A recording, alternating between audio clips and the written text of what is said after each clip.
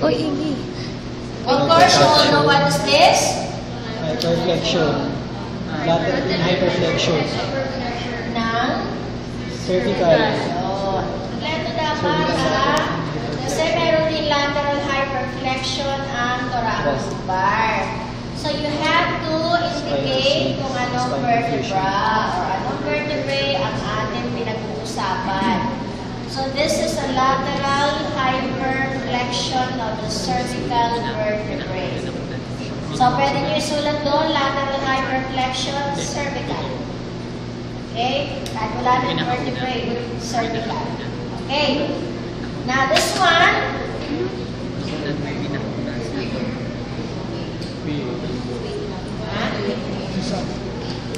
AP, PA, AP, NPA.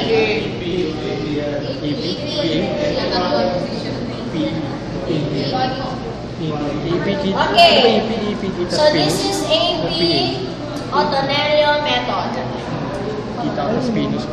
Okay, now remember, pag sinabi natin AP Ottonello method, the entire cervical vertebrae are demonstrated.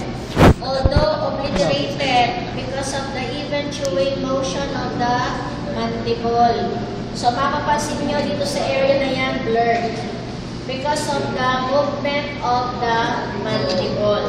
But, kahit blurred ang image dito, nakikita mo yung cervical 1, nakikita mo yung odontoid process, at nakikita mo rin yung cervical 2. So kahit blurred dyan, the entire cervical vertebrae are demonstrated in this radiogram.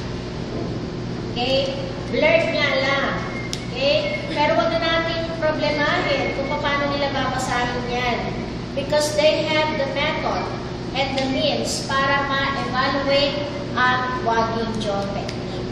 Kasi ang mga doktor magbabasa niyan eh, bakit kinakailangan pa nilang kunan ng wagging jaw? Kung alam naman nila na gagalaw yung image. Okay. Now, this one. So, this is swimmer's lateral. Okay?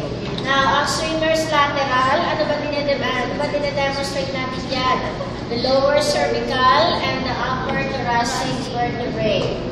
Remember, in ordinary lateral position, now the lower cervical and the upper thoracic are sometimes superimposed by the shadow of the shoulder. Kaya meron tayong special position for the lower cervical and upper thoracic for lateral. Okay. Of course, this is the swimmer's lateral.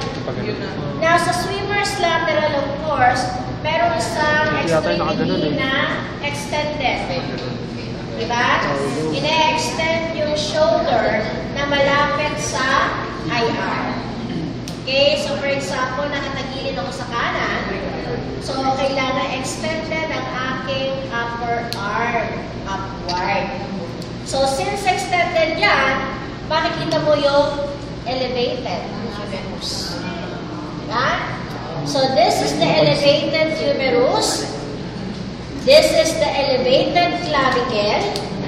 Kasi pag tinaas mo niya, tataas din ang clavicle eh. Okay?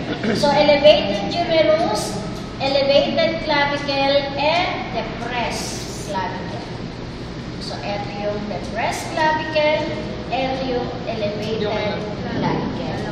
Okay. Now, paano mo naman malalaman kung nasaan yung cervical 1, cervical 2, cervical 3, etc. Okay. Tingnan nyo yung posterior arc. Kasi pag nasa ng posterior arc, yun ang C1. Okay. So, since ito yung posterior arc mo, definitely this will be your C1. So, 2, 3, 4, 5, 6, 7. So, ito na yung T1 wherein the first rib is attached. Ito yung first rib mo eh. Okay? So, this is the first rib. So, this is your T1. Okay? So, T1, C7, 6, 5, 4, 3, 2, and 1. Liwanag pa. Hanapin nyo ang first rib. Yun ang T1. Kung saan nakadikit yung first rib na vertebra. Thoracic 1 yun. Okay? So, ito yung inyong C1. Ito yung inyong first rib. Ayan. So, ito yung inyong T1.